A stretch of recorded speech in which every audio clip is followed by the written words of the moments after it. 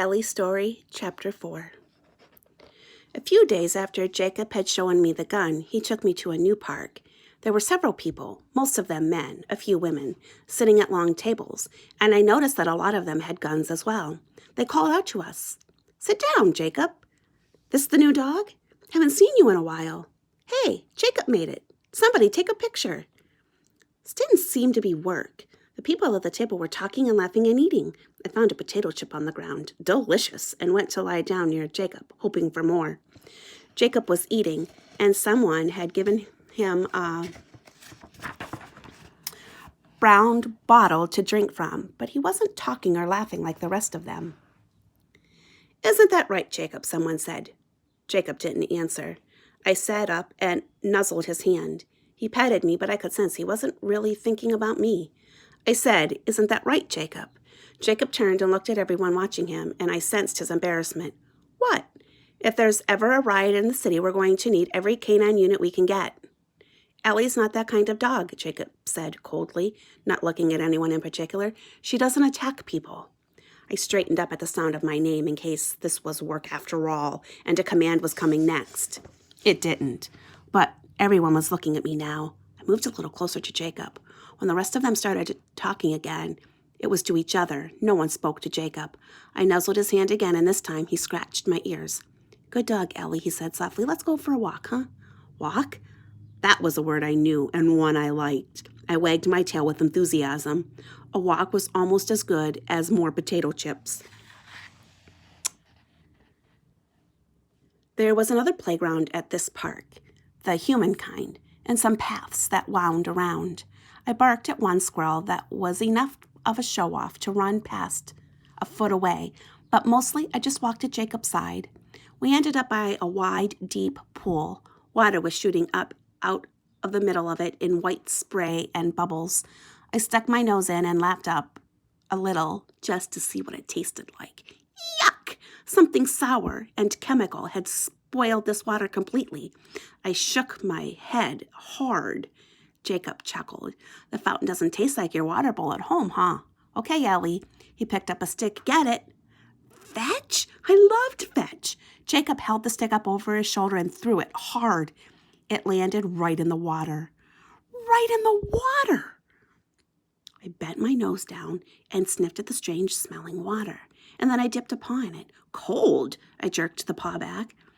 I wasn't a little puppy, scared of my own water dish anymore, but still, I didn't really like this. That was a lot of water. I knew what Jacob wanted, though. He wanted me to get the stick for him. He never liked to lose his sticks for long. I put two paws in, expecting to support myself with my forelegs, but to my utter shock, I didn't touch the bottom. I fell in the pool. Water flooded into my eyes and nose. Sputtering, choking, I scrambled and clawed my way out of the pool in utter panic, shaking myself off violently. "Fetch! Get the stick, Ellie." "Forget the stick. I wasn't going back in there, ever." Plunging under the surface of the water reminded me too much of my dream about the boy. What was his name? Ethan. In the water, sinking down and down.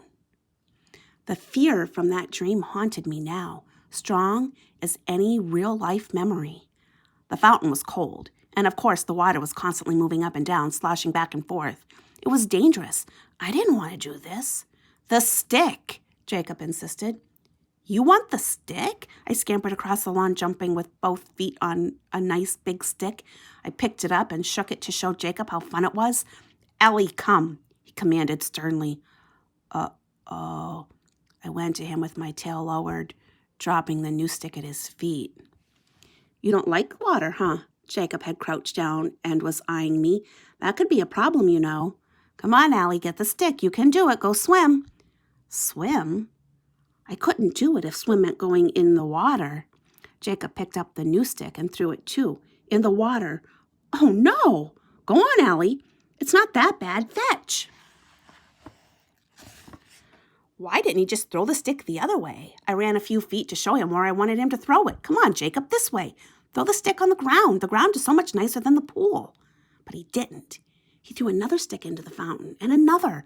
I whined a little, letting him know this was not a good idea. Water was not safe. People should not go into it. Dogs should not either.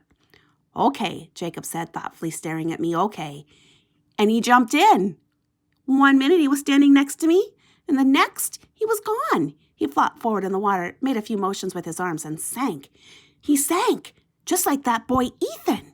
I barked so Jacob would know to come up. I paced back and forth by the edge of the fountain. Jacob had gone into the water. He hadn't given me a command, but I knew what I was supposed to do. I was supposed to fetch him, the way I was supposed to fetch the sticks. I was supposed to go into the water. I didn't want to, but Jacob was down there. I had to get him back. The next thing I knew, I was in the water too. My paws seemed to know what to do. I paddled as best I could, and I was moving toward Jacob. But the water was every bit as awful as the first time. My coat got so heavy it was hard to keep moving. The strange smelling stuff splashed in my eyes and surged into my mouth and nose. It stung. I couldn't smell Jacob.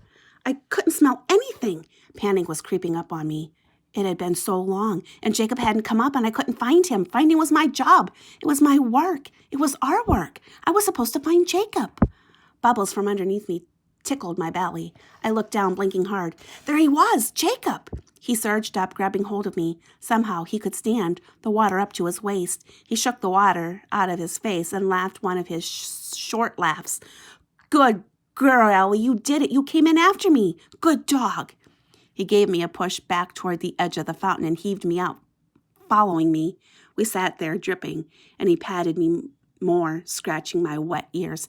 Hey there, someone ran out to us, someone in dark clothes like Jacob's. No swimming in that fountain. What are you doing letting your dog play around like that?